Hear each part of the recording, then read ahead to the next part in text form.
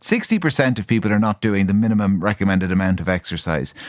But the overwhelming majority of those people, the people who are not getting enough exercise, they say they want to do more. They wish they were in the group who do enough. Now, people who exercise regularly might be listening to this saying, what's stopping you? It is interesting. Like, there's a book called The Paradox of Choice. And I think we have so many options now and so much choice out there that it becomes almost deliberating rather than being, freeing you up to make it, that it makes it a difficult choice to decide if you want to get fit. You can do anything you want. Because you can have anything you want, you don't do anything. So this is the fitness version of flicking through Netflix for about an hour and not actually pressing play on anything. Precisely in the that. old days of linear television, you just had to watch what was on. Yeah, starting, is the hardest thing. Just start now. Don't.